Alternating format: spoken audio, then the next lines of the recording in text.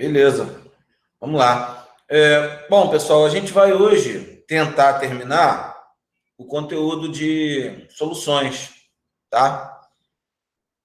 E eu já quero deixar com vocês marcada a primeira prova, porque a gente tinha combinado lá na primeira aula que a gente dá 4 aulas, né, da primeira parte do curso e depois uma prova. Então, hoje é a terceira aula de conteúdo que a gente está dando. Então, semana que vem a gente tem mais uma aula e na outra a gente já aplica a primeira prova, tá bom? Só para vocês já terem uma data aí. Hoje é dia 5, 12, 19 de abril a primeira prova, ok?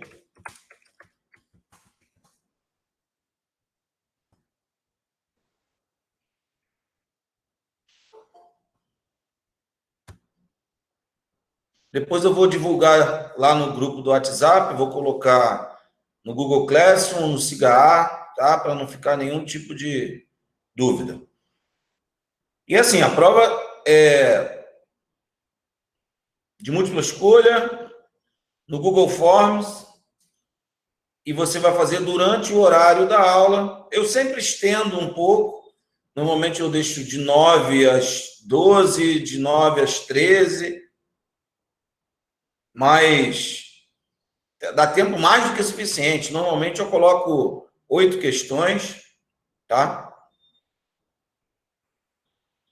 E aí você faz a prova lá e envia, que depois eu corrijo e te mando a nota por e-mail. Então já deixa agendado aí, beleza? No dia 19 a gente faz a primeira prova. Então vamos tentar terminar o conteúdo hoje, que falta a gente falar um pouco sobre propriedades coligativas e um pouquinho sobre misturas que têm dois componentes voláteis, dois líquidos voláteis, tá? Bom, na semana passada a gente terminou falando de titulação, né? Eu repito para vocês que esse tópico, né, de titulação, onde a gente mistura duas soluções, uma de concentração desconhecida que a gente quer determinar, outra de concentração conhecida, em que esses solutos vão reagir. Esse tópico é muito importante, desde já, né, desde Química Geral 2, é importante que você se familiarize bem com esse assunto, porque isso é muito cobrado de vocês. Em Fisicoquímica, quando você estuda soluções, em Química Analítica, na parte de quantitativa, vocês vão ver muito isso. Então, eu cheguei na semana passada a deixar uma lista lá com vocês, somente com questões de titulação. Naquela listinha, que eu acho que tem 8 questões, se não me engano, tem algumas que estão naquela primeira lista que eu mandei. Se não me engano, acho que tem 2 ou 3 ali. Mas é importante que vocês façam as outras. Tentem fazer as demais, tá? Não porque eu vou cobrar muitas questões sobre isso, mas porque vocês realmente precisam dominar bem esse assunto. Normalmente, eu coloco uma questão, 2 sobre isso, no máximo 2. Desculpa, porque a gente tem outros tópicos a abordar, certo? Então, depois, se vocês derem uma olhada naquela lista e tiverem alguma dúvida, é só perguntar que eu faço a questão, tá? É só pedir, dá uma olhada na lista, pede que eu faço. Na semana que vem a gente ainda vai ter uma aula antes da primeira prova.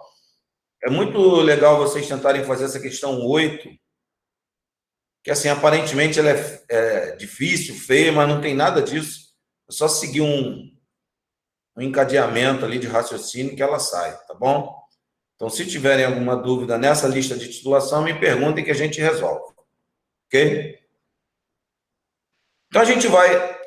Tenho dúvida na questão 8, já pintou ela lá. Então, eu vou fazer logo essa questão 8 com vocês.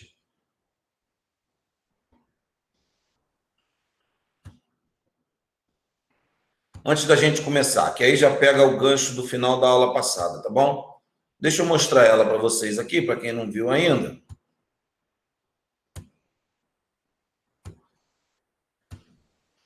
É essa questão aqui.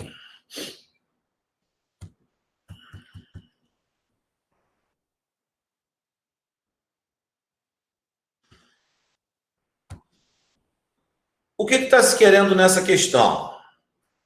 A gente quer determinar o percentual de um antibiótico, que é a sulfanilamida, num comprimido, tá certo? E aí, para fazer isso, várias etapas são promovidas. E eu vou explicar para vocês aqui, tá? Vamos ler o enunciado. Uma amostra de 0,2981 gramas de um antibiótico em pó foi dissolvida em HCl e a solução foi diluída a 100 mililitros. Uma alíquota de 20 ml dessa solução foi transferida para um frasco, seguida da adição de 25 mililitros de bromato de potássio, com essa concentração conhecida aí. Um excesso de KBr foi adicionado para formar bromo e o frasco foi fechado. Bom, a reação que vai determinar, preste atenção, a reação que vai determinar quanto de sulfanilamida tem é essa reação com bromo, que está aqui à direita, maior, tá? Com a fórmula estrutural da sulfanilamida, que é uma amina aromática, com um grupamento sulfa embaixo, vai reagir com bromo numa reação de substituição eletrofílica aromática. E com essa reação, a gente consegue determinar quanto tem de sulfanilamida. Só que, o que acontece? Reagir, trabalhar diretamente com bromo é complicado, porque o bromo é um líquido muito volátil e muito tóxico. Em condições especiais, né, bem controladas de laboratório, com bastante segurança, é até possível trabalhar diretamente com bromo. Tem muita gente que faz isso, mas tem que ter um laboratório mais bem equipado. Então, para evitar o perigo da exposição ao bromo, de lidar diretamente com o bromo, ele é gerado dentro do meio reacional. De que maneira que ele é gerado? Pela reação redox entre o bromato e o brometo, que está mostrada aqui, ó. Essa primeira reação aqui é a reação entre o bromato e o brometo em meio ácido para formar bromo, além de água, que não interessa. Aí, depois que esse bromo é formado, ele vai reagir com a sulfanilamida durante um certo tempo. Então, olha lá, um excesso de KBr foi adicionado para formar BR2 e o frasco foi fechado. Após 10 minutos, durante os quais o BR2 reagiu com a sulfanilamida, um excesso de iodeto de potássio foi acrescentado. Bom, o que acontece? O bromo que foi gerado não vai ser todo consumido, tá certo? Então, uma parte vai reagir com a sulfanilamida. Como gerou em maior quantidade, vai sobrar um excesso. Esse excesso vai ser titulado com iodeto, numa outra reação, por isso que foi adicionado iodeto de potássio, tá?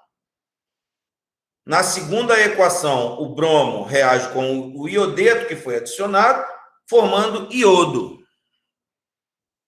Esse iodo que é formado, ele é titulado com tiosulfato, na última equação aqui,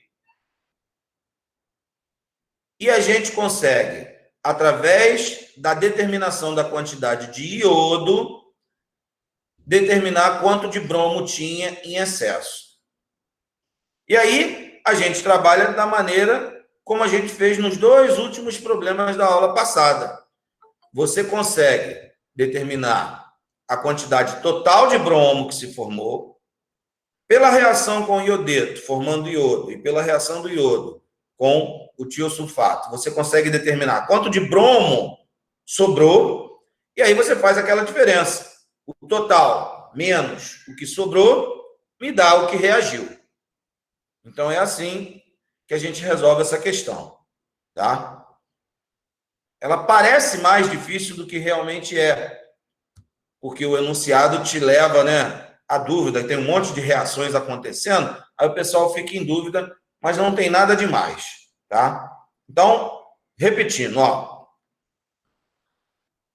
pela quantidade de tiosulfato que reagiu com iodo, a gente determina o número de mols de iodo, que é igual ao número de mols de bromo em excesso. Pela quantidade de bromato que foi adicionado, a gente determina o total de bromo que se formou. O total menos o excesso vai dar o que reagiu com a sulfanilamida, e aí a gente determina o número de mol de sulfanilamida. Beleza? Então, vamos lá no quadro fazer as contas.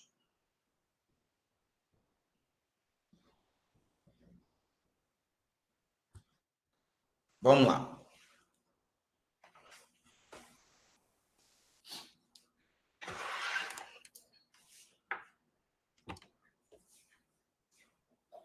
Bom,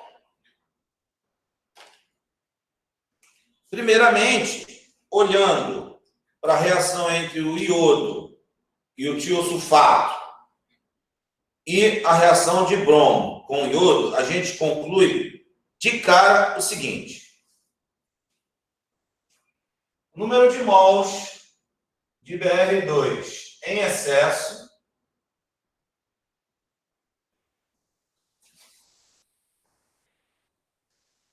é igual ao número de mols de iodo.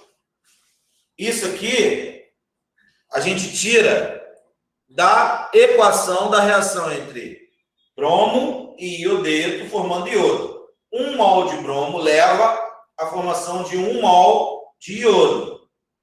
Então, o número de mols de bromo em excesso é igual ao número de mols de iodo. Olhando para a reação entre o iodo e o tiosulfato, você vê essa estequiometria aqui, ó. I2 mais 2, S2O3, 2 menos. Vai dar tetrationato. Tem um 2 aqui na frente do tetrationato, que é um erro, tá? Então, risca o 2 aqui. Não vai importar em nada, porque a gente só está preocupado com esses dois coeficientes aqui, tá? E 2 e o dedo. Então, veja, a estequiometria da reação do iodo com o tiosulfato é que o número de mols de iodo é a metade do número de mols de tiosulfato, correto? Cada mol de iodo consome 2 mols de tiosulfato. Então, o número de mols de tiosulfato é o dobro do número de mols de iodo. Então, esse número de mols de iodo aqui é a metade do número de mols de tiosulfato. Isso aqui a gente sabe quanto é. Por quê? O número de mols é a concentração vezes o volume em litros, certo? Então, isso aqui vai ser a concentração de tiosulfato que foi dada, que eu vou consultar aqui rapidinho, e o volume que foi gasto. Está lá na penúltima linha, ó. O iodo liberado foi titulado com 12,92 ml de tiosulfato, 0,1215 mol por litro. Então, concentração 0,1215 12,15 vezes o volume, 12,92. Então, vai dar 0,0292 sobre 2. Então, o número de mols. Deixa eu apagar isso aqui, porque isso aqui tem na lista, tá? Para eu poder escrever aqui.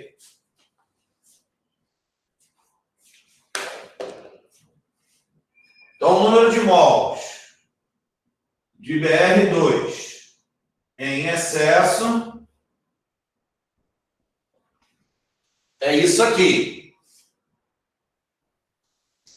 A concentração de tiosulfato vezes o volume em litros dividido por 2. Vou pegar a calculadora aqui para calcular.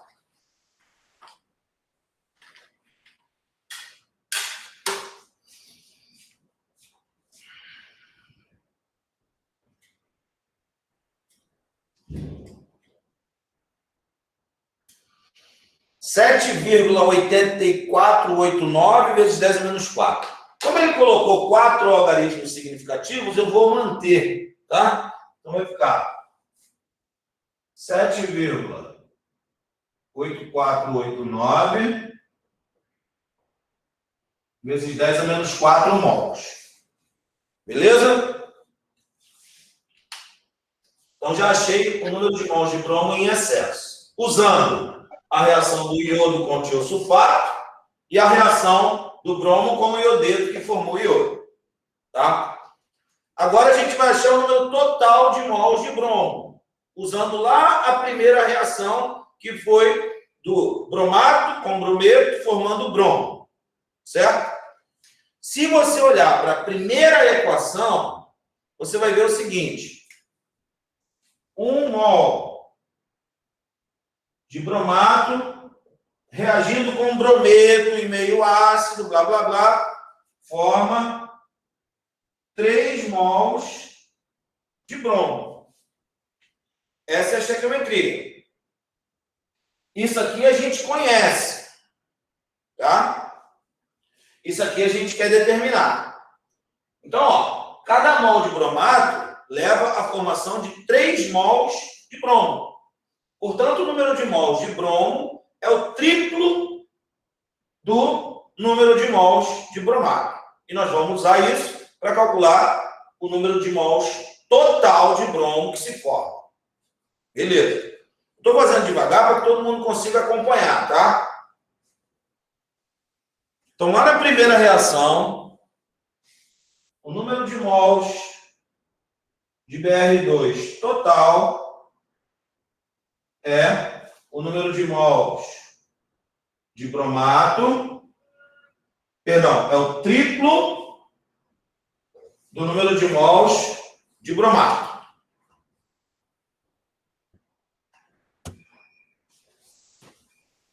Então, o número total de bromo é o triplo do número de mols de bromato, que é a concentração vezes o volume em litros. Vou de novo aqui consultar, que eu não sei de cabeça.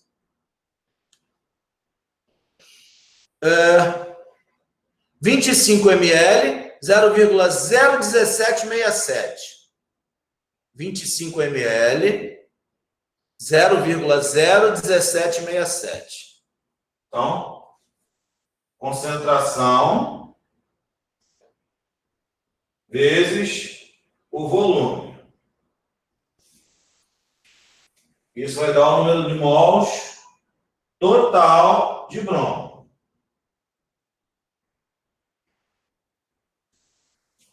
Vou calcular.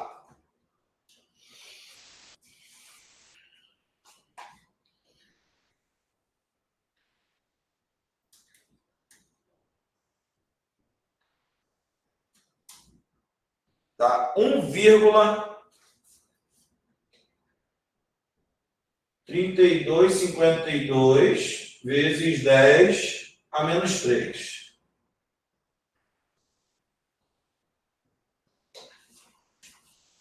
Esse é o total. Esse é o que sobrou. A diferença dos dois vai me dar o número de mols que reagiu. E se você olhar para a estequiometria daquela equação que está à direita, Cada mol de sulfanilamida consome 2 mols de bromo. Então, ó, o número de mols de sulfanilamida é a metade do número de mols de bromo que reagiu. Certo? Esse número de mols de bromo que reagiu é o total menos o que sobrou. Beleza? Eu vou calcular aqui agora.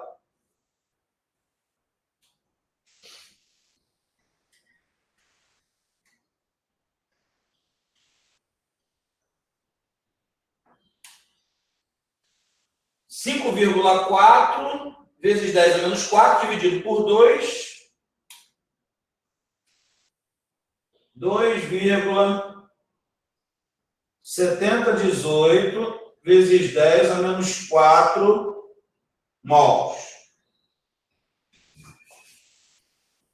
Esse é o número de mols de sulfanilamida que tinha na alíquota de 25 ml que foi titulada. A solução total tem 200 ml. Só confirmando aqui, ó.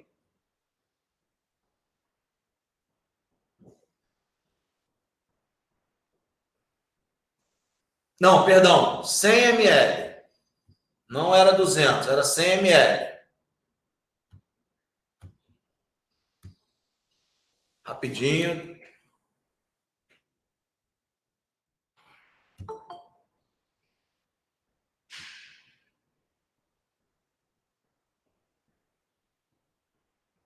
Uma alíquota de 20 ml da solução e a solução original era 5. Então, ó.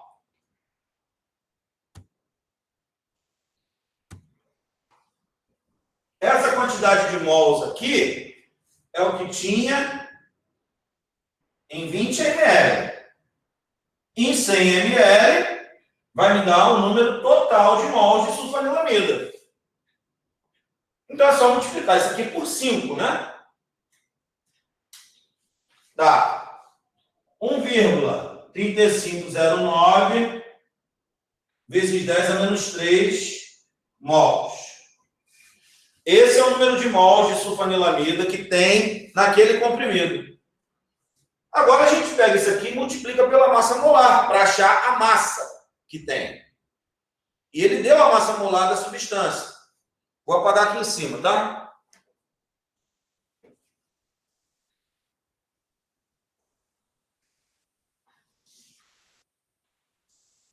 Pegando isso aqui, multiplicando por 172,2, que é a massa da sulfanilamida, só conferindo aqui. Então,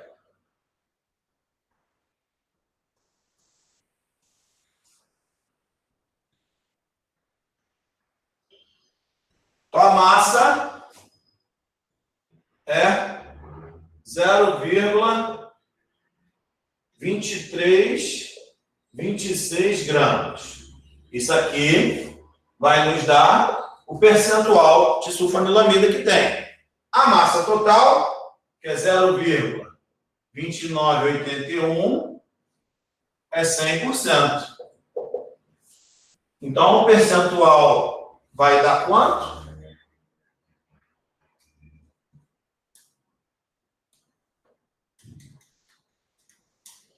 78,04%.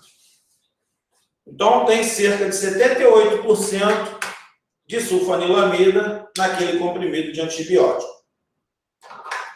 Claro, eu não vou dizer para vocês, né, que é uma questão simples, fácil pra caramba. Mas, assim, não é tão difícil de fazer, né? Sem dúvida é a mais difícil dessa lista. Todas as demais dá para fazer na boa, baseado no que a gente fez na aula anterior. Eu sabia que essa aí alguém ia ter dúvida. Mas deu para acompanhar, beleza?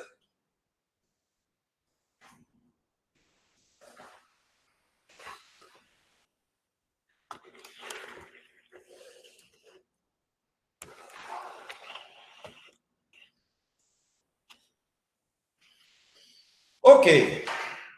Então, quem tem fazendo as listas de exercícios, tá? Conforme for, eu vou já disponibilizar uma lista de propriedades coligativas também. Na verdade, eu já vou até abrir ela aqui, porque eu vou fazer exercícios dela. Só um segundo.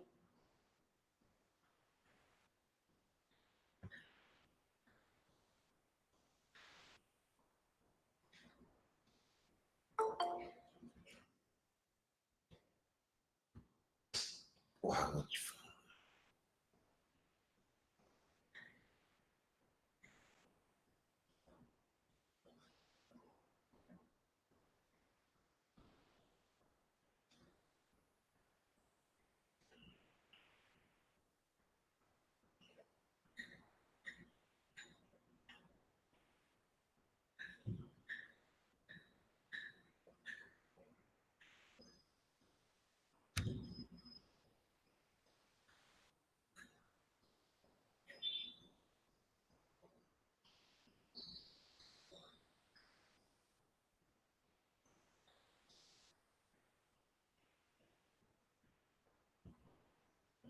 Estou procurando a lista de exercício aqui rapidinho, já vou achar, só um minuto.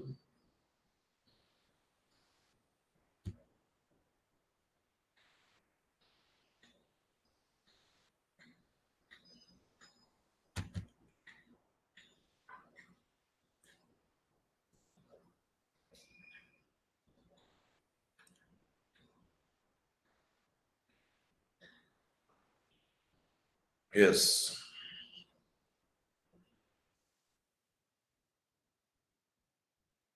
Depois eu vou disponibilizar ela para vocês, tá?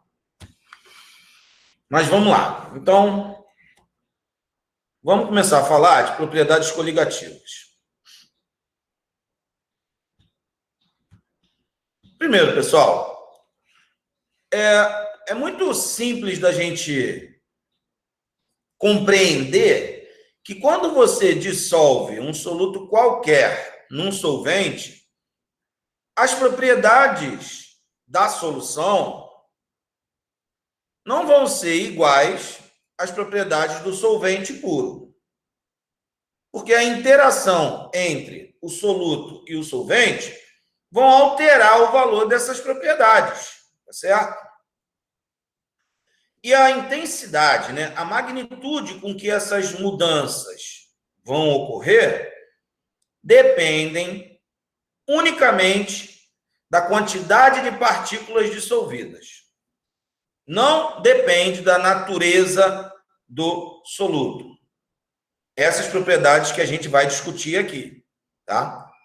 Então, pressão de vapor, ponto de ebulição, ponto de fusão e pressão osmótica são propriedades que vão sofrer modificação do solvente puro para a solução.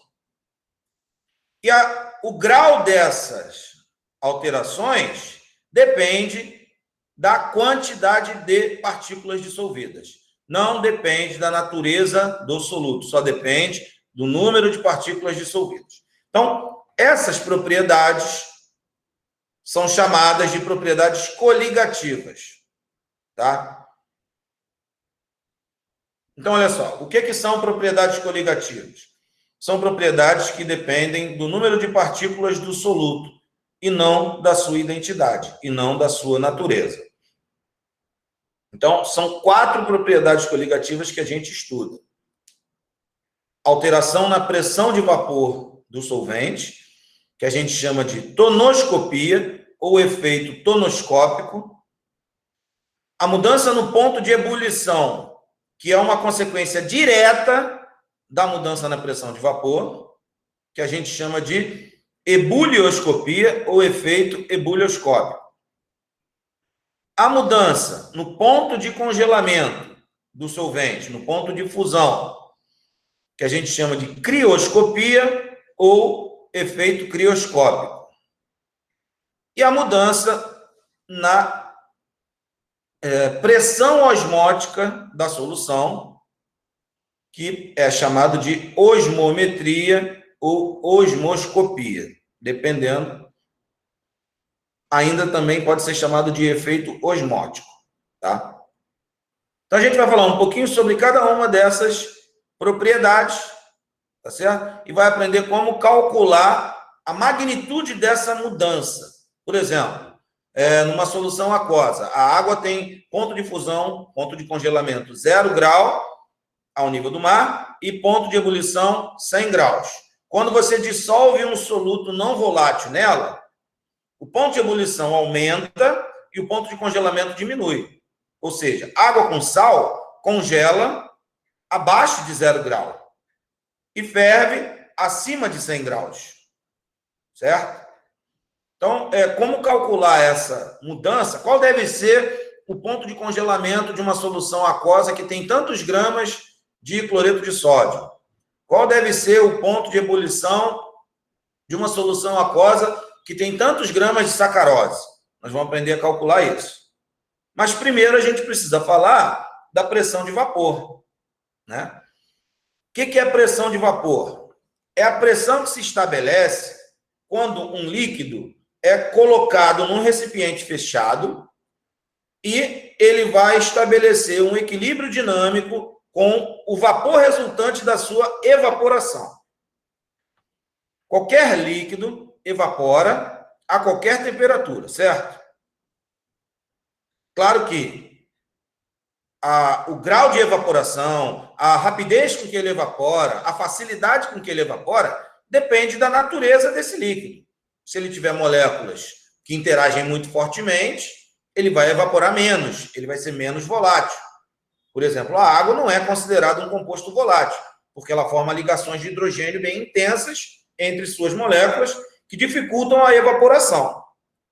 Já o éter etílico é um líquido bem volátil, né? Ele evapora muito rapidamente. A acetona é um líquido volátil, porque a interação entre as moléculas dessas substâncias é mais fraca, então elas evaporam com mais facilidade.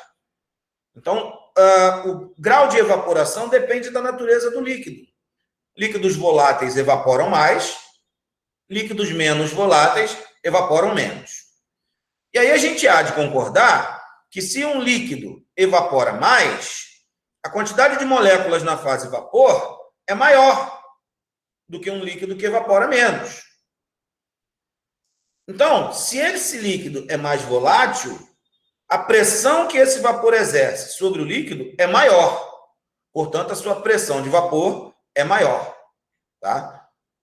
Se ele é menos volátil, você tem uma quantidade menor de moléculas de vapor exercendo pressão sobre o líquido. Então, a pressão de vapor dele é menor. Normalmente, a pressão de vapor é medida em milímetro de mercúrio. Só para vocês terem uma noção. A pressão de vapor do éter dietílico é cerca de 400 milímetros de mercúrio a 20 graus Celsius. A da água é cerca de 20 milímetros de mercúrio a 20 graus Celsius. Ou seja, a pressão de vapor da água é muito menor, porque ela é muito menos volátil. Tem muito menos moléculas de vapor de água do que moléculas de vapor de éter em equilíbrio com o líquido, certo? Isso é medido sempre no equilíbrio. Quando é que esse equilíbrio se estabelece? A partir do momento que para cada molécula de líquido que evapora, uma molécula de vapor se condensa. Porque não cabe mais molécula na fase vapor, aí para cada molécula de líquido que evaporar, uma de vapor se condensa e isso estabelece um equilíbrio. Nesse momento é que se mede a pressão máxima de vapor, ou simplesmente pressão de vapor, tá? Essa pressão de vapor, ela depende diretamente da temperatura. Isso é uma coisa muito simples da gente entender. Qualquer líquido numa temperatura mais alta evapora mais. Então, se ele evapora mais, vai ter mais moléculas de vapor. Logo, a sua pressão de vapor aumenta, certo? Você aumenta a quantidade de moléculas na fase vapor, elas exercem uma força maior sobre a fase líquida, uma pressão maior sobre a fase líquida. Então, a pressão de vapor de um líquido depende diretamente da temperatura. Todos os líquidos têm uma curva de pressão de vapor versus temperatura crescente, ascendente. E a gente vai mostrar isso aqui para vocês observarem. Só um minuto.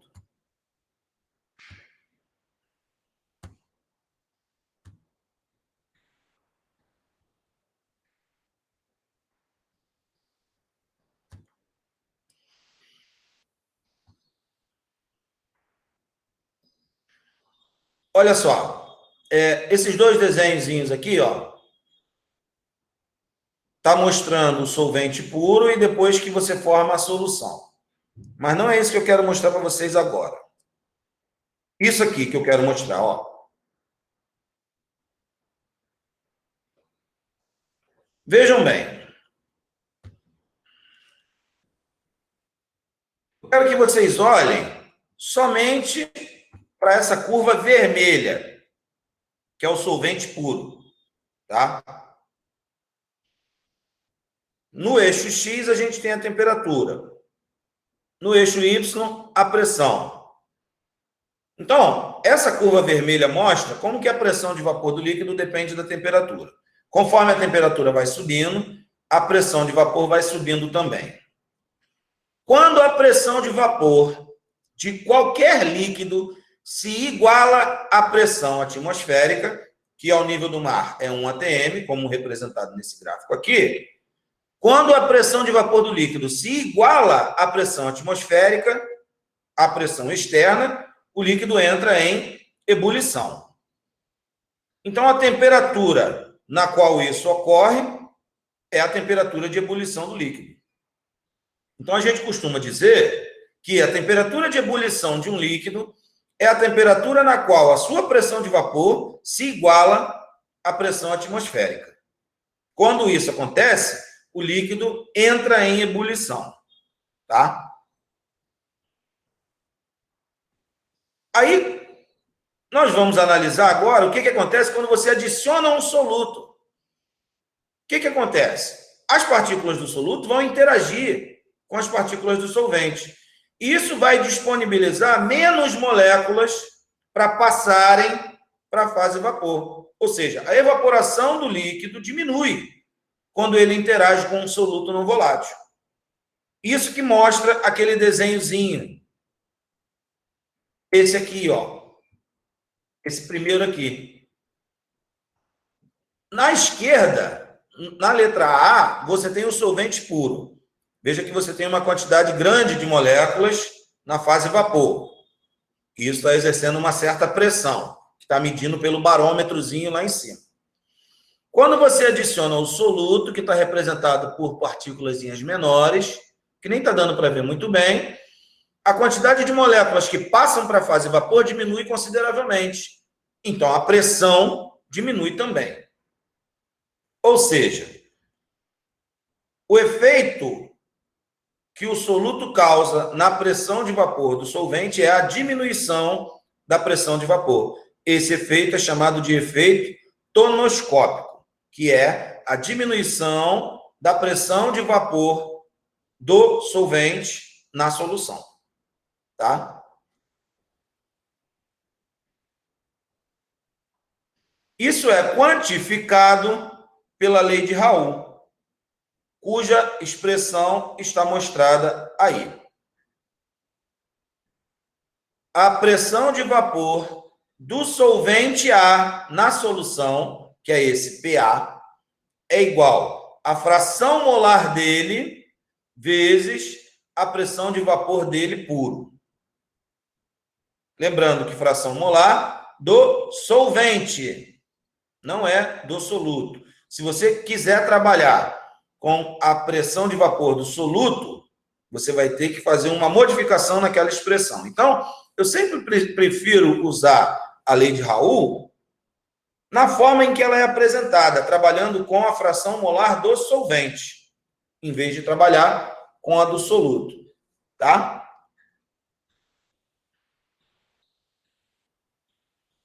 Então, olha lá. A pressão de vapor dele na solução é igual à fração molar do solvente vezes a pressão de vapor do solvente puro. Ou seja, a adição de um soluto diminui a pressão de vapor do solvente.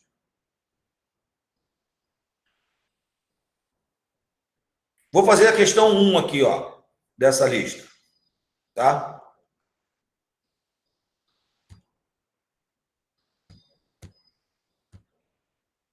Olha lá, ó. Calcule a pressão de vapor do solvente em cada uma das seguintes soluções. Solução aquosa com fração molar de sacarose 0,1. Solução aquosa com molaridade de sacarose 0,1. Vamos lá, deixa eu fazer só para ilustrar, né, a aplicação da lei de Raoult.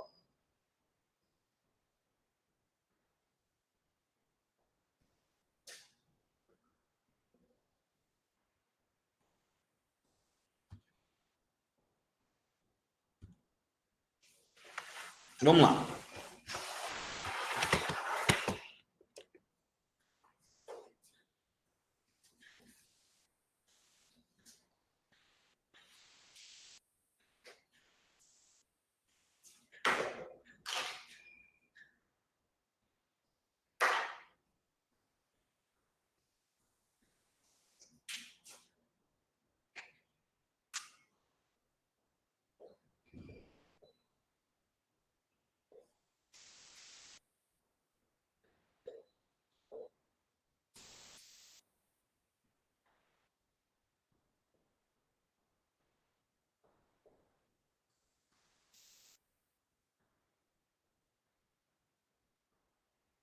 Então, ó, pressão de vapor da solução é igual à fração molar do solvente vezes a pressão de vapor do solvente puro.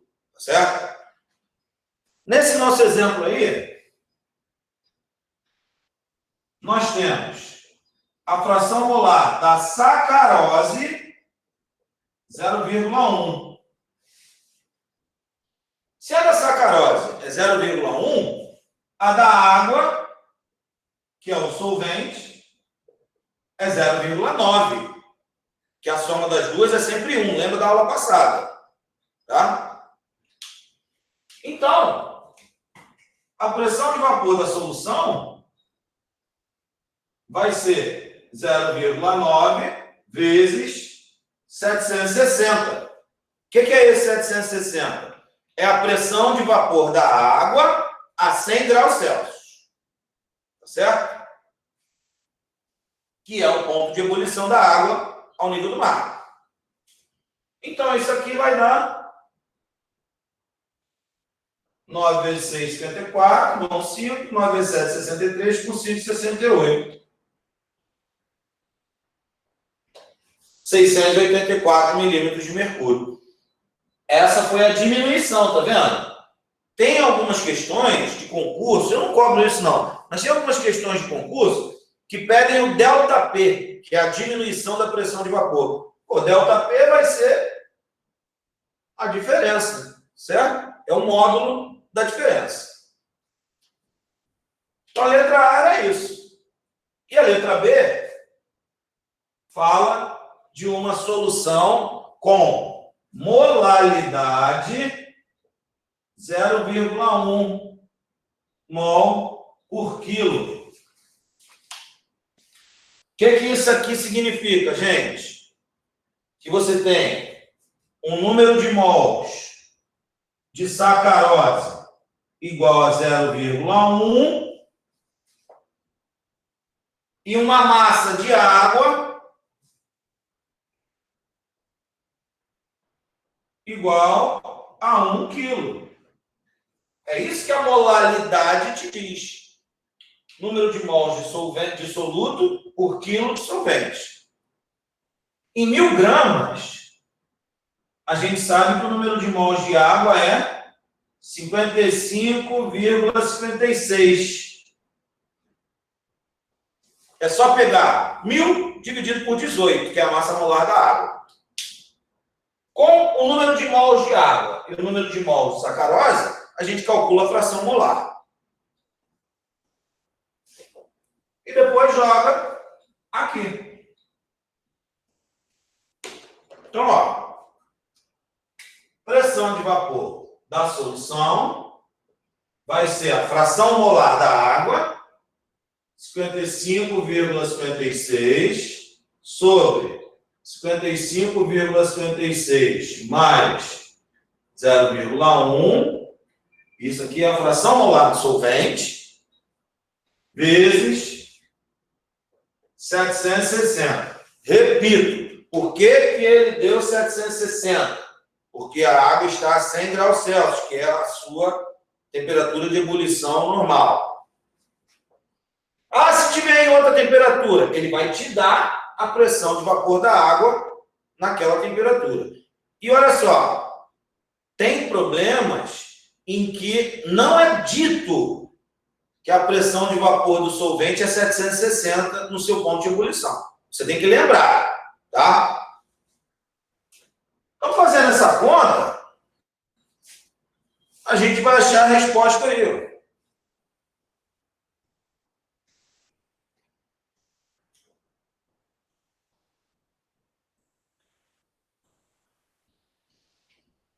Dá 0,9982 vezes 760, deu 758,6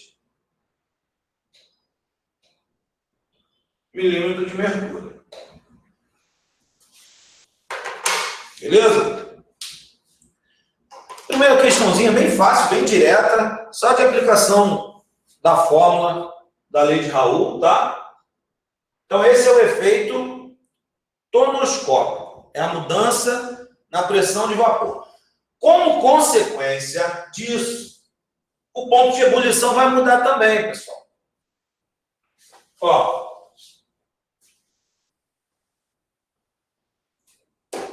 já vou mostrar lá no material para vocês, mas eu vou fazer um gráfico aqui rapidinho, para adiantar a nossa vida.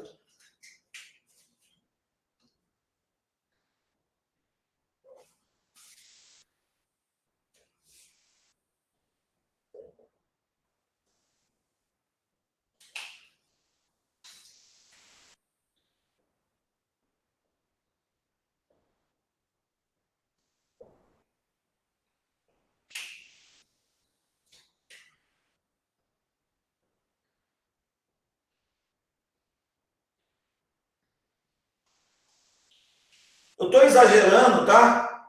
Mas é para ficar visível, beleza? Então, essa é a curva da pressão de vapor para o solvente puro e essa é a curva da solução. Sempre vai ocorrer um deslocamento para a direita dessa curva, tá? E aí, o que vai acontecer? Ó, a mudança na pressão de vapor é essa aqui. Numa dada temperatura, ó, você fixa a temperatura, que nem naquele problema anterior que a gente fez. 100 graus Celsius. Você fixa a temperatura e aqui você tem a pressão de vapor do solvente puro. E aqui você vai ter a pressão de vapor da solução. Esse aqui é o ΔP, que é o abaixamento da pressão de vapor. Tá certo? Isso é o primeiro efeito coligativo. O segundo, a gente avalia de modo inverso, que é a mudança no ponto de ebulição. O que a gente faz? A gente fixa a pressão. Normalmente a pressão ambiente.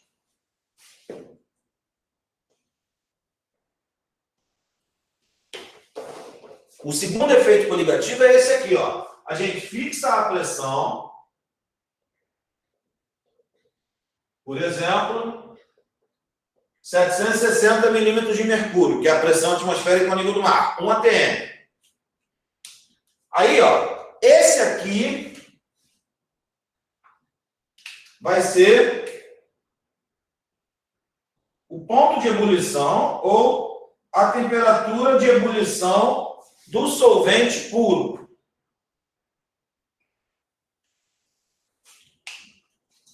E essa aqui vai ser a temperatura de ebulição da solução.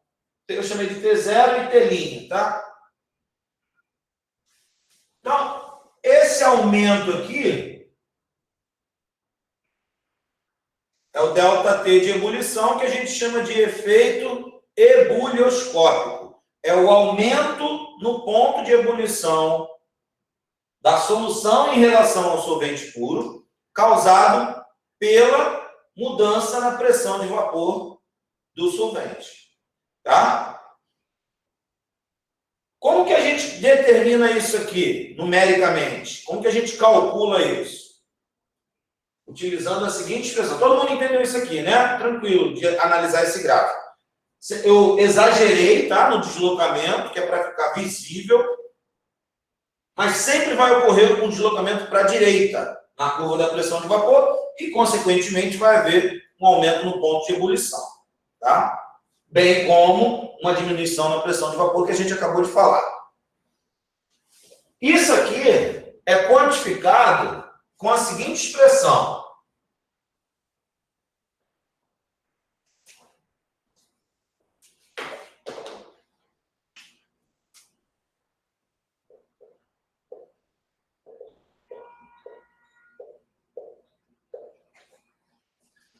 ΔT de ebulição é igual a constante ebulioscópica vezes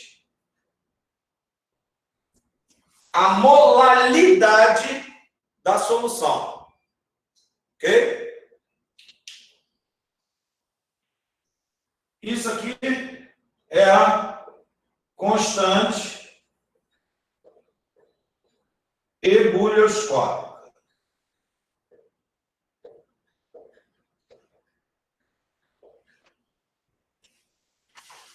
Para a gente, aqui em Química Geral, isso normalmente é dado. Dado do problema, KE do solvente. Tanto. Lá em Físico-Química, você vai ter que calcular. Tem uma formulinha para calcular essa constante ebulioscópica. Daqui a pouco eu abro o material que tem ali e mostro para vocês. Tá certo? Deixa eu só, para a gente ganhar tempo, fazer um comentário aqui a respeito dos solutos iônicos. Eu normalmente deixo para falar isso no final, mas eu já estou pegando o gancho dessa expressão e falando logo sobre solutos iônicos. O que acontece com um soluto molecular? Ele se dissolve, simplesmente, e interage com o solvente. O que acontece com um soluto iônico quando se dissolve? Ele se dissocia, certo? Então, por exemplo, você tem uma solução de sacarose. Moléculas de sacarose sólida vão se dissolver e vão continuar como moléculas de sacarose em solução. O que acontece com cloreto de sódio? Eu tenho partículas de cloreto de sódio e, quando ele se dissocia, eu vou ter cátion, sódio e ânion, cloreto. Certo? Ou seja, cada mol de cloreto de sódio gera 2 mols de partículas. Então, por causa desse efeito de dissociação dos solutos iônicos, a gente acrescenta o fator de Van Hoff. Eu já vou botar aqui e vou explicar o que é.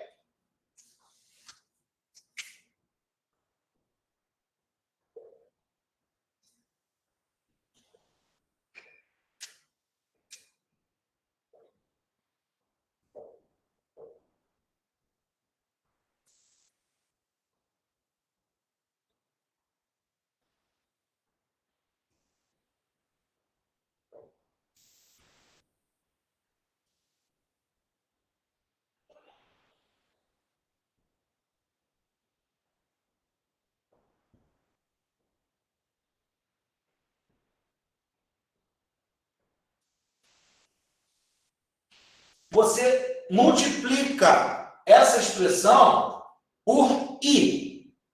I é o fator de Van Hoff, que leva em conta 2 coisas relacionadas a um soluto iônico.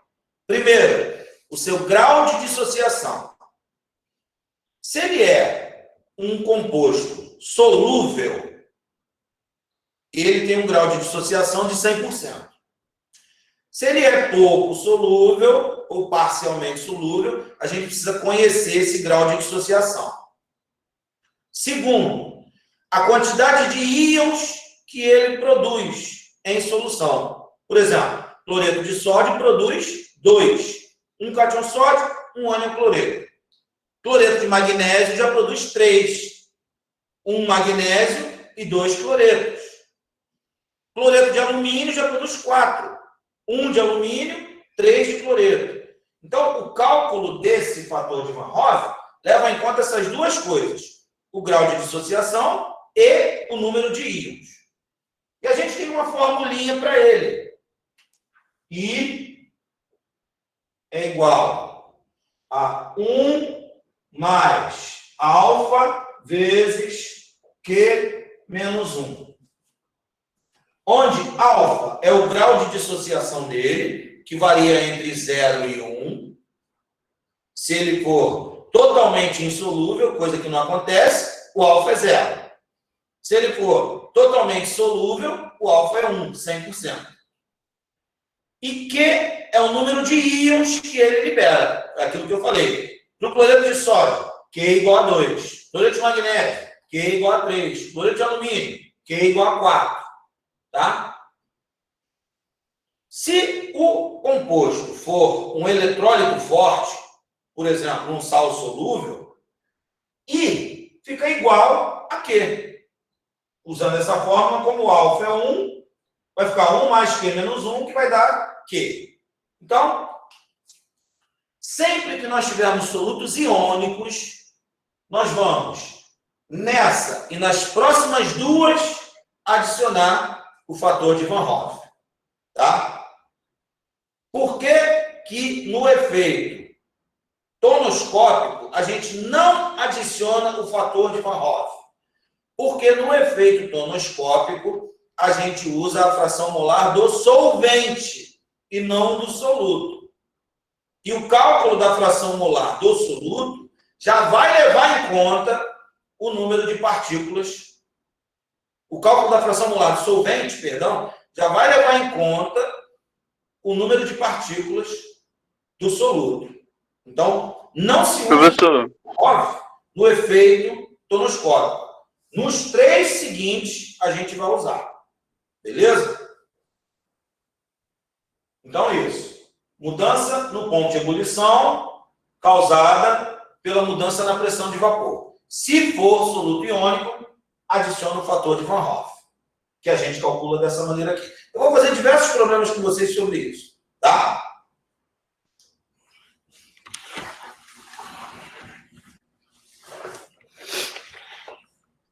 Vamos lá. Vamos voltar aqui que eu quero mostrar um negócio para vocês.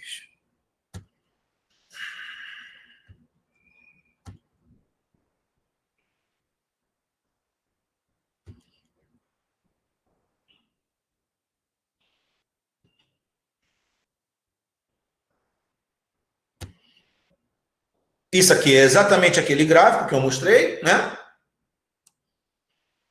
Está aqui a elevação no ponto de ebulição.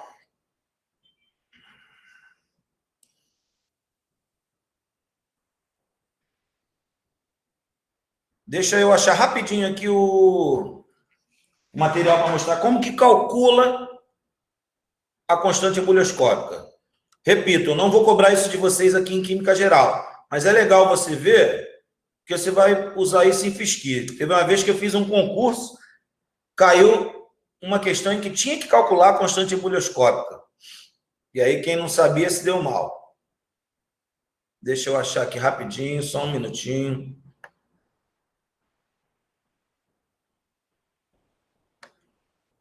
Aqui. É um texto em inglês, mas eu só quero mostrar a fórmula para vocês, tá?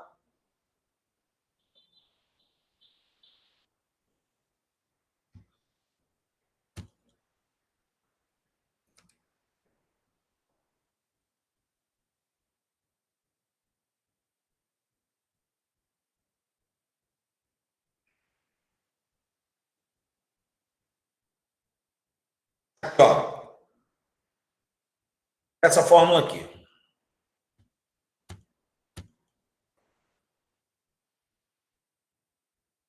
AB é igual a massa molar do solvente vezes R vezes a temperatura de ebulição dele ao quadrado, isso aqui na escala Kelvin, tá? Dividido por 1000 vezes o ΔH de vaporização. Então, vocês vão ver isso aqui em físico-química, beleza? Quando for a constante crioscópica, A única coisa que vai mudar é que aqui, em vez de TB, B de boiling, né? De ebulição, de fervura, vai ser TC, né? Ou melhor, TF de freezing, congelamento, temperatura de fusão, e aqui vai ser o ΔH de fusão, tá? Então é assim que a gente calcula essa constante ebulioscópica, nesse caso aqui, ou crioscópica, que é calculada de maneira análoga, beleza? Mas vocês não têm que se preocupar, porque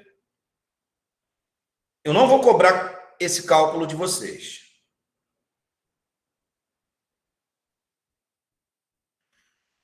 Uma outra coisa que acontece, pessoal, é isso aqui, ó. O efeito crioscópico. Então, além de aumentar o ponto de ebulição, diminui o ponto de fusão. Para entender isso... Ih, rapaz, desculpa, agora que eu vi aqui, tá falhando o áudio, tá ruim o som? Tá, não. Tá dando para ouvir legal? Aqui também. Tá, beleza. Então, para a gente avaliar isso melhor, a gente precisa apresentar o diagrama de fases da substância, que aí mostra a curva de fusão e a curva de vaporização juntas, tá? Eu acho que vocês já devem ter visto um diagrama de fases, e aqui tem, deixa eu achar para mostrar para vocês. Aqui, ó. Isso aqui é um diagrama de fases. O que o diagrama de fases de uma substância mostra, pessoal? Mostra qual a relação entre a pressão e a temperatura para qualquer estado físico de uma substância, tá? Todo diagrama de fases, em temperaturas comuns e pressões comuns também, vai te mostrar 3 curvas. Em todos eles, essa região mais próxima do eixo X é a região em que o estado gasoso, são os valores de pressão e temperatura, em que o estado gasoso é o estado predominante. Nessa região mais próxima do eixo X, a gente tem a região em que o estado sólido é o estado predominante, são os valores de temperatura e pressão em que o sólido predomina. E entre esses dois, aqui no meio, a gente tem os valores de pressão e temperatura em que o estado líquido predomina. Então, nós temos sempre 3 curvas. Eu acho que no outro aqui tem um menos confuso. Espera aí. Aqui, ó. Essa curva menorzinha aqui, que está em roxo nesse diagrama, é a curva que mostra a passagem direta do estado sólido para o estado gasoso. É a curva de sublimação, tá? Essa aqui é a curva de sublimação. Aí aqui, em azul, subindo, ó, aqui você tem a curva de fusão, em azul, e aqui você tem a curva de vaporização, em azul também. Existe um ponto comum às 3 curvas, e eu quero te mostrar aqui, que é chamado de ponto triplo. Para qualquer substância, existe um único valor de pressão e de temperatura em que os 3 estados existem ao mesmo tempo. Tá? E aí você observa que, enquanto a formação da solução desloca a curva de líquido-vapor para a direita, ela vai deslocar a curva de líquido-sólido para a esquerda. Então, isso vai causar uma diminuição no ponto de fusão. Se você olhar aqui, ó, você tem o ponto de fusão do solvente puro, esse FP0, e para a esquerda você vai ter o deslocamento da curva e vai ter o ponto de fusão da solução, que é menor que o do solvente puro. Esse efeito a gente chama de abaixamento crioscópico ou simplesmente efeito crioscópico, que é a diminuição no ponto de fusão causada pela adição do soluto. Então, ali, ó, ΔT de congelamento, é igual a constante crioscópica vezes a molaridade. Tá? É só pegar aquele anterior, trocar ebulição por congelamento. Só que é claro que a gente vai usar um módulo, porque como é uma diminuição, a gente acharia valores negativos, né? Tá? Então a gente vai usar em módulo isso aí. Para o efeito crioscópico, vale a mesma coisa. Se for um soluto iônico, a gente adiciona nessa expressão aqui o fator de Van Hoff.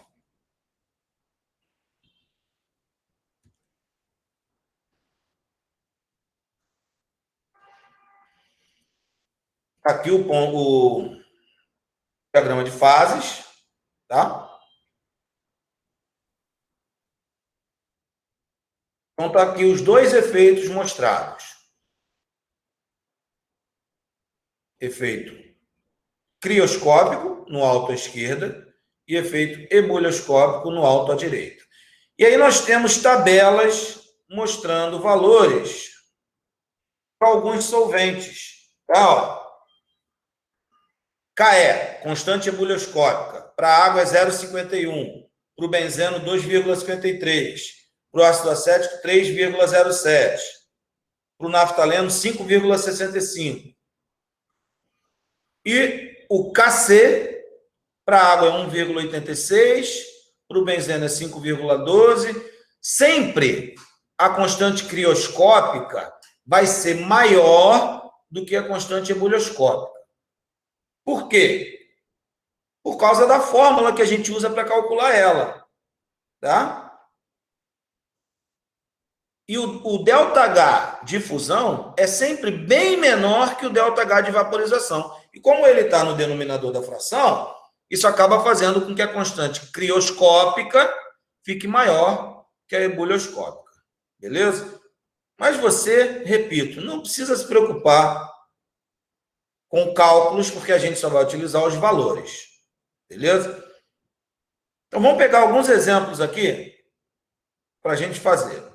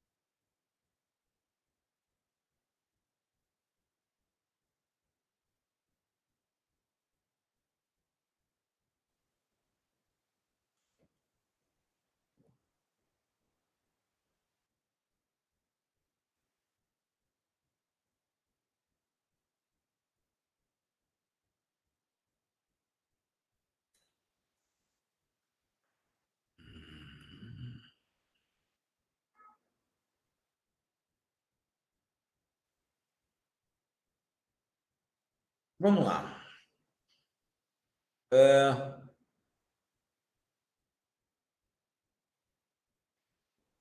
Questão 3. Determine o ponto de ebulição de uma solução em água a 100 graus Celsius, se a pressão de vapor dela é 751 torr. Determine o ponto de ebulição de uma solução em benzeno, cuja pressão de vapor é 740 torr a 80,1 graus Celsius, que é o ponto de ebulição do benzeno puro. Vamos lá, vamos fazer.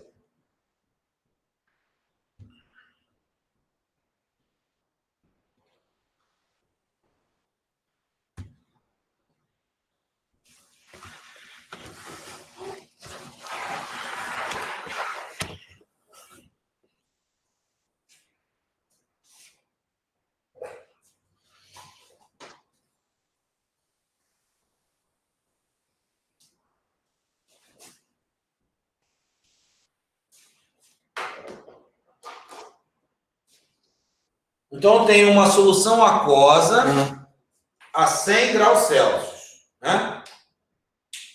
Bom, eu quero calcular o ponto de ebulição. Então, eu preciso usar isso aqui.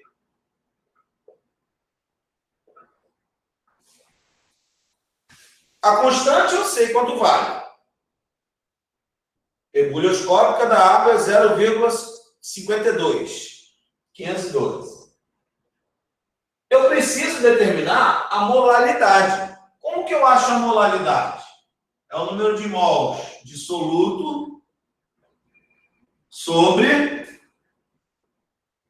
quilo de solvente. Tá certo? Eu preciso disso. Então, eu vou considerar que a massa de água é 1 quilo. Logo, o número de mols de água é 55,56. 1.000 dividido por 18. Tá? E aí eu vou usar os dados que ele me deu. Ele falou que a pressão de vapor da solução é 751 torr. Pelo efeito tonoscópico,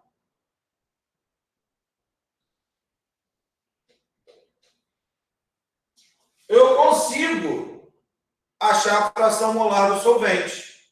Isso aqui é 751. Isso aqui vai ser o quê? O número de mols de água sobre o número de mols de água mais o número de mols do solvente. Perdão, do soluto, que é o que eu preciso calcular. Vezes 760. Por que a pressão de vapor é 760? Porque está a 100 graus. Tá? Que é o ponto de ebulição da água. Então, nós vamos ficar com isso aqui, ó. 55,56 sobre 55,56 mais N é igual... Isso aqui vai para lá dividindo, né? 751 dividido por 760. 0,9881. Isso aqui vem para cá, é uma equação de segundo grau que eu tenho que resolver. Então, N vai ser igual a 55,56 menos isso vezes isso.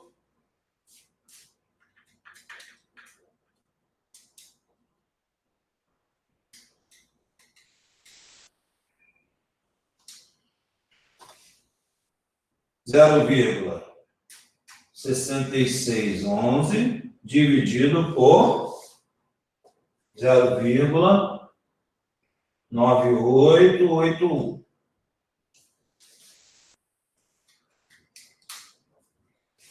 Zero vírgula 67 mols, aproximadamente.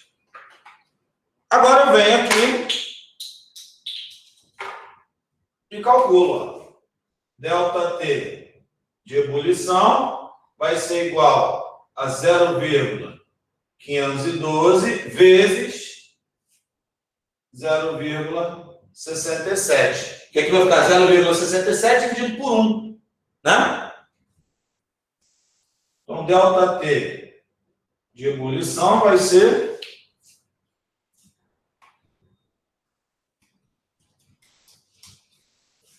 0,34 graus Celsius. Portanto, a temperatura de ebulição vai ser 100,34 graus Celsius. Ok?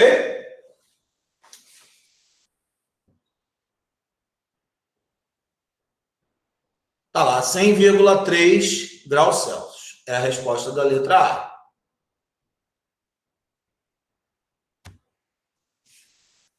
Beleza?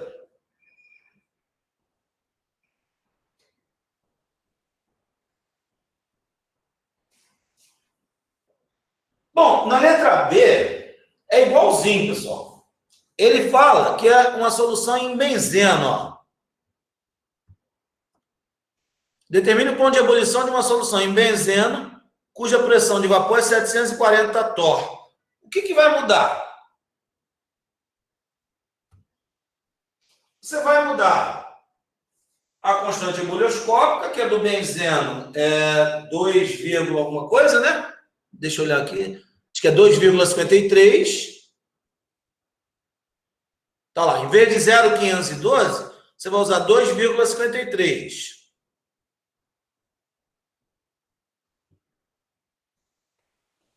E aqui, em vez de 751, você vai usar 740. Só isso, mas o modo de fazer é idêntico, beleza? Então, eu não vou fazer. Depois você tenta fazer aí. Tem gabarito, 81 graus Celsius, a resposta é a letra B. Tá? E eu quero fazer algumas com fator de Van Hoff. Deixa eu mostrar para vocês.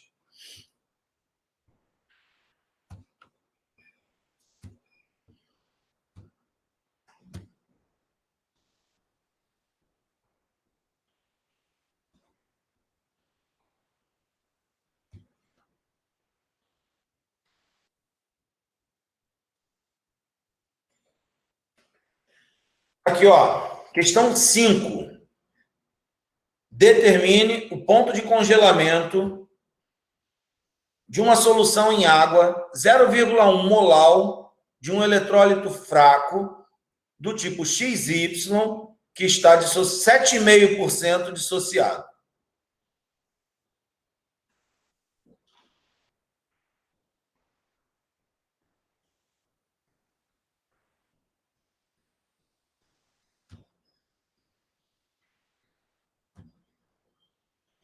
Vamos lá.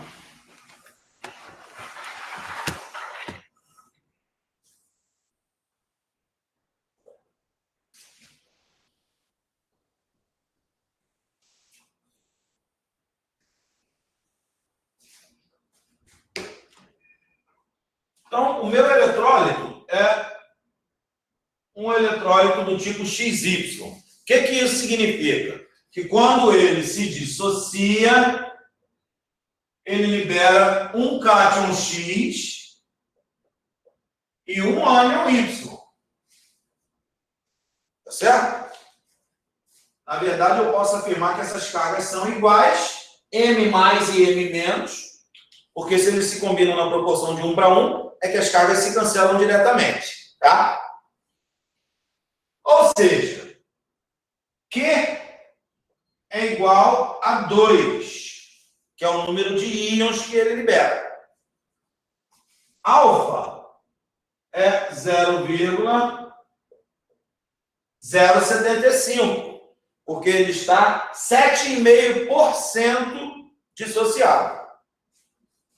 Então, o meu fator de Van Hoff vai ser 1 mais 0,075, que multiplica 2 menos 1.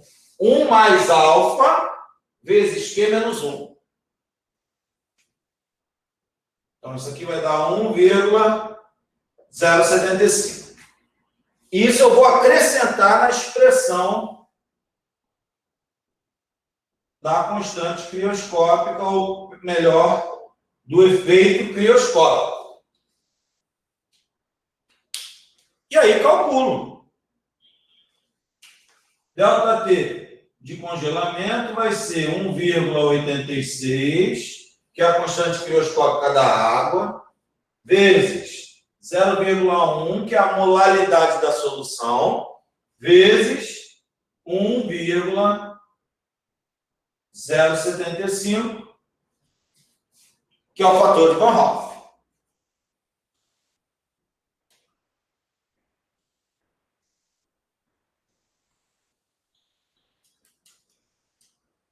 Vai dar aproximadamente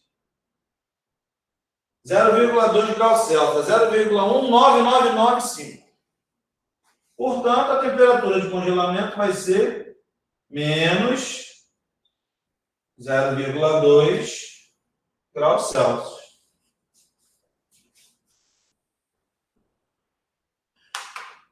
Se ele quiser a temperatura de ebulição dessa solução, qual a única coisa diferente a fazer? Isso aqui vai ser 0,512. Tá? Bom, tem uma outra questão que fala de fator de Van Hoff, que é de múltipla escolha, eu acho. Deixa eu dar uma olhadinha se ela está nessa lista.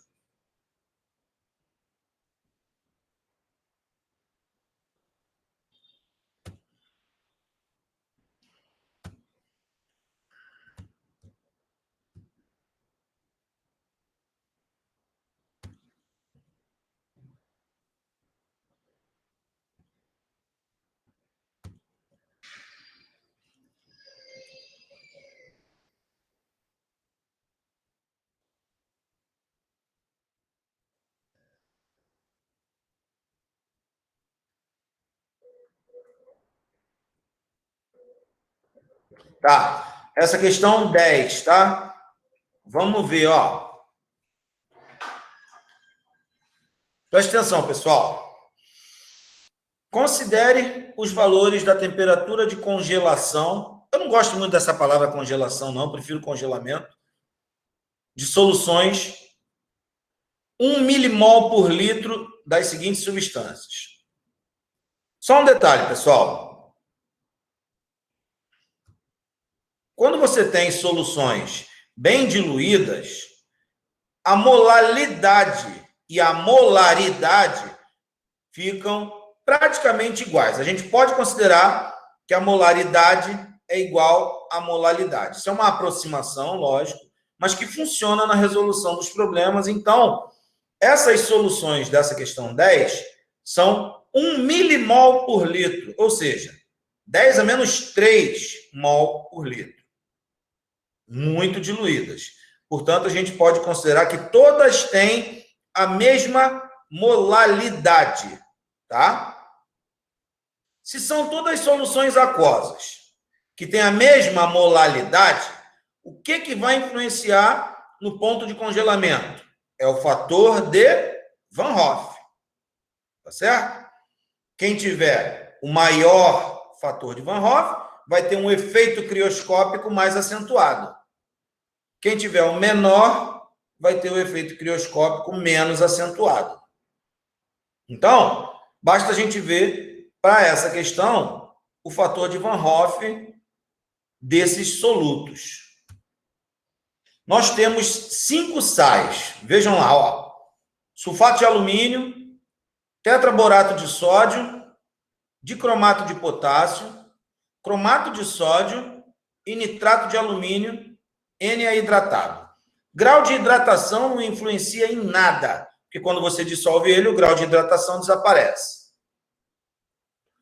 Todos esses sais são solúveis.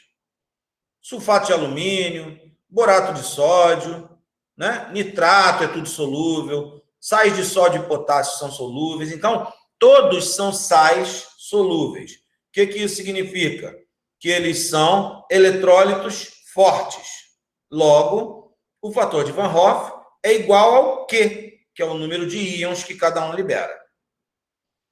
Como todos são eletrólitos fortes, o grau de dissociação deles é 100%. Então, I é igual a Q. Basta a gente ver quem libera mais íons em solução. Esse vai ter o efeito crioscópico mais acentuado. Quem libera menos íons vai ter o efeito crioscópico menos acentuado. Então, vamos lá. Para o sulfato de alumínio, Q é igual a 5. 2 alumínio e 3 sulfato. Para o nitrato de alumínio, Q é igual a 4. 3 nitratos e 1 alumínio. Para os outros 3, Q é igual a 3. Vejam o borato. 2 sódio e 1 tetraborato. Vejam o dicromato. 2 potássio e 1 dicromato. Vejam o cromato. 2 sódio e 1 cromato. Então, para os sais 2, 3 e 4, Q é igual a 3. Para o sal 5, Q é igual a 4. E para o sal 1, Q é igual a 5. Logo, o sal 1 vai ter a menor temperatura de congelamento. O sal 5 vai ter a segunda menor. E os outros 3 vão ter a mesma temperatura de congelamento. Por isso que o gabarito é letra B. Como tem mais íons, o efeito crioscópico é mais acentuado, o ponto de congelamento vai ser menor. O que a gente tem que lembrar que é uma diminuição. Certo? E também a solução 1 vai ter o ponto de ebulição maior. Beleza? Todo mundo entendeu como é que tem que trabalhar com solutos iônicos? Pensar sempre no número de íons que ele libera e se ele é solúvel ou não. Tá bom?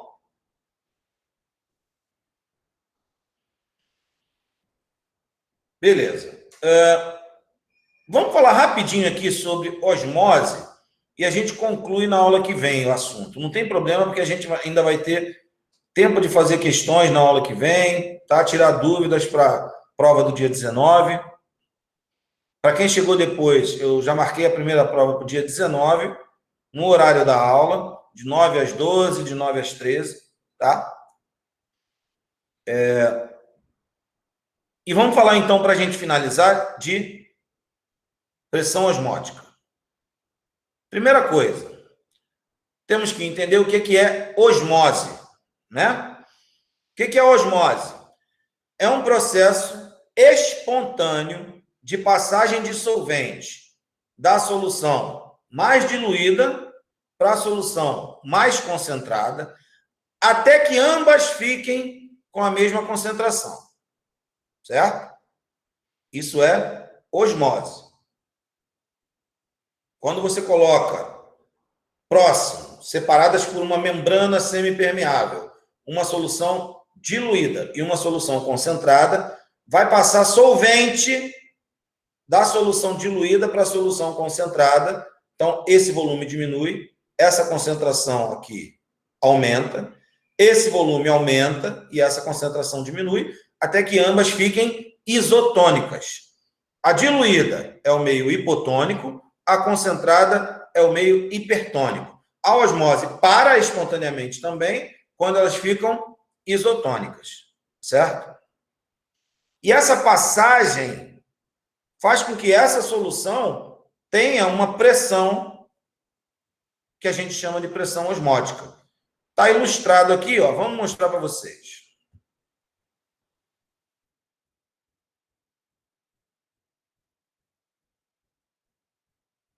Aqui, ó.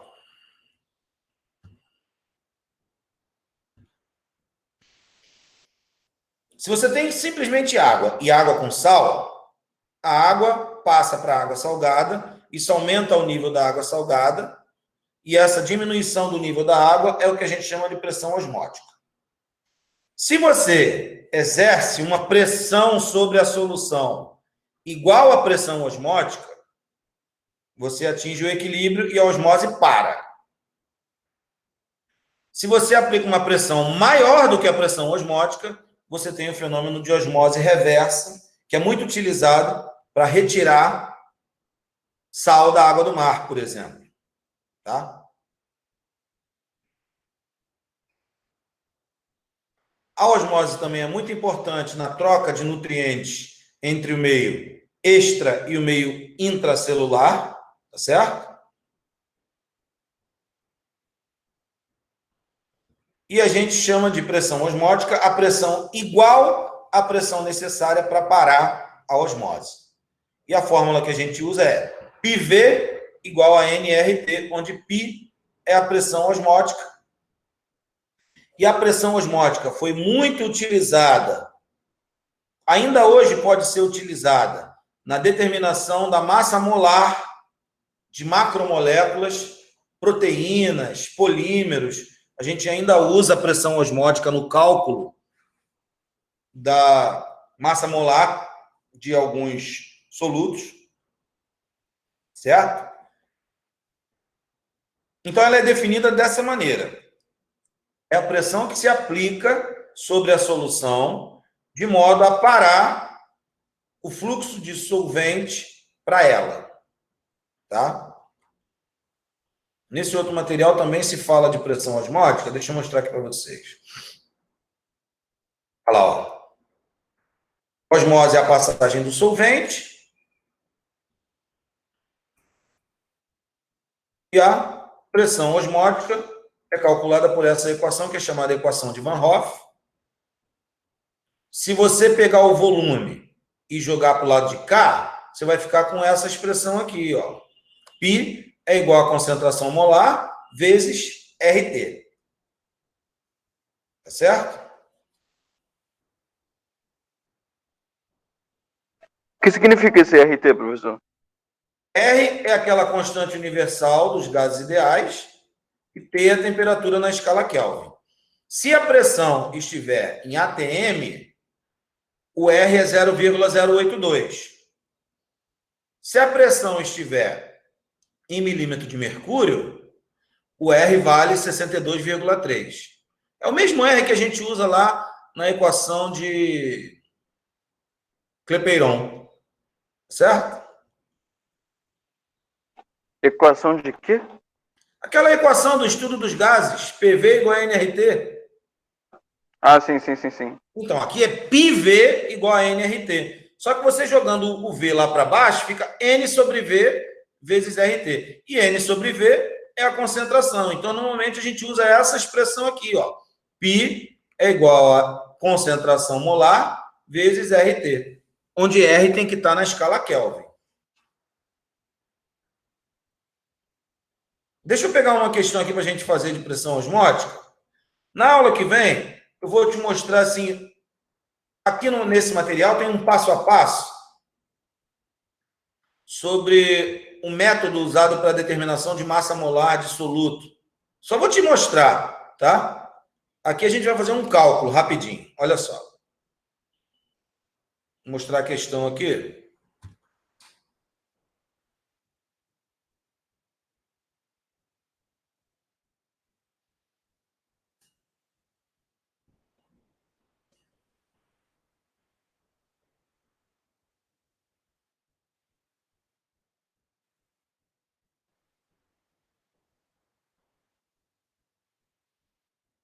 Vou fazer a 17.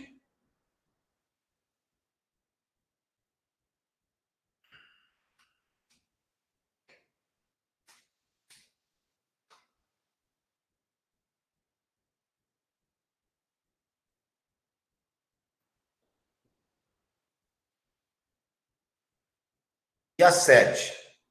Vou fazer a questão 7 primeiro.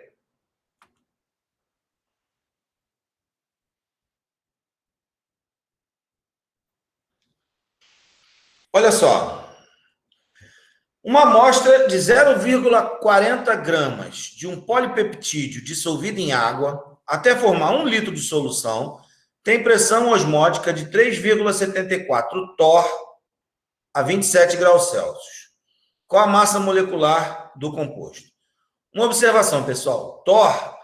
Torricelli é a mesma coisa que milímetro de mercúrio, tá? Então, vamos lá.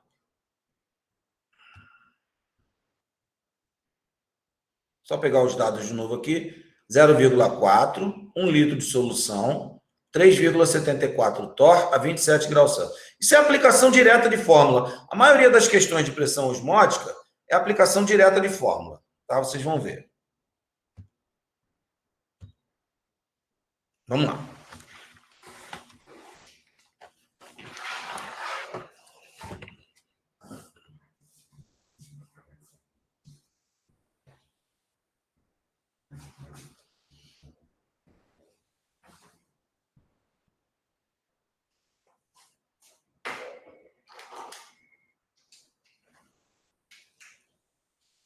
Então é isso, ó. Π é igual a concentração molar vezes RT. Certo? Foi dito para a gente que isso aqui é 3 0,74 milímetros de mercúrio.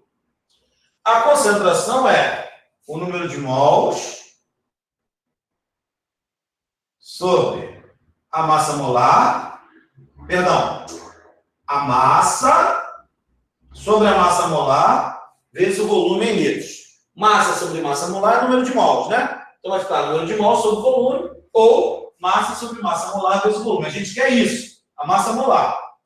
Vezes R. A massa é 0,4. O volume é 1 litro. Como a pressão está em milímetro de mercúrio, o R vale 62,3. E T 27 graus Celsius. Mais 273 dá 300 Kelvin. Ok? Jogando esse M para lá e o 3,74 para cá, vai ficar assim. 0,4 vezes 62,3 vezes 300 sobre 3,74. Como a gente usou as unidades tudo certinho, nós vamos achar isso aqui em gramas por mol. Tá bom?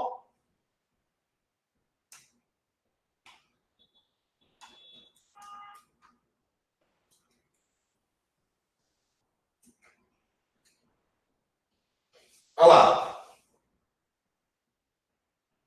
1.999,9 gramas por mol. Ou seja, aproximadamente 2 quilos por mol. É uma massa até pequena para um peptídeo, né? Só uma observação, pessoal. Às vezes as questões de pressão osmótica falam de massa molar em Dalton. O que é Dalton? DA. Um Dalton é a mesma coisa que 1 grama por mol. Tá certo? 1 quilodalton é igual a 1 quilo por mol. Então, esse peptídeo dessa questão, ele tem uma massa molar de 2 quilodalton, simplesmente. Então, se falar assim, 2 dalton, 2 quilodalton, 20 dalton, 100 dalton, é grama por mol. Tá? Porque normalmente a gente não usa muito essa unidade em química, mas em bioquímica usa-se bastante.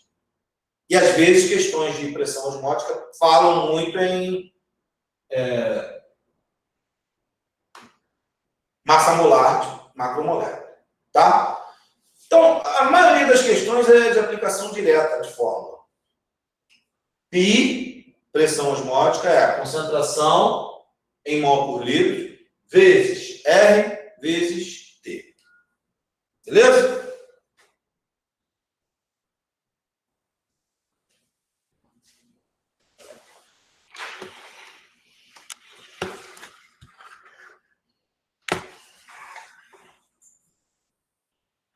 Bom, então eu acho que a gente pode parar por aqui.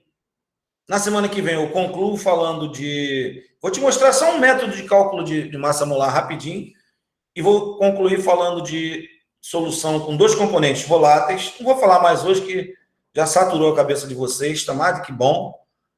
Na semana que vem a gente continua, beleza? Tranquilo? Valeu. Tranquilo. Alguma dúvida? Propriedades coligativas, pessoal, é a aplicação de fórmula, muitas vezes. Mas tem sempre aquele detalhezinho que você tem que se ligar para não ficar enrolado. Sempre que você tiver uma questão em que você precisa aplicar uma fórmula, você lembra o que você precisa e o que você tem. Sempre vai estar faltando alguma coisa para calcular, tá? Então, propriedades coligativas é tranquilo, mas assim, sempre o pessoal tem dificuldade em questões de propriedades coligativas. Eu não sei o motivo, sinceramente. Pode ser confusão, assim, na hora de calcular as unidades, não sei. Tenham só cuidado com essas questões, mas é um assunto tranquilo E na semana que vem a gente finaliza. Beleza? Então, um abraço para todo mundo. Boa semana. Qualquer coisa, eu vou disponibilizar a lista de propriedades coligativas lá no Classroom. Tá? Beleza, Valeu, obrigada, professor. professor. Boa Beleza. tarde. Boa semana para todos. Um abraço. Valeu, professor. Boa semana aí pro professor. senhor.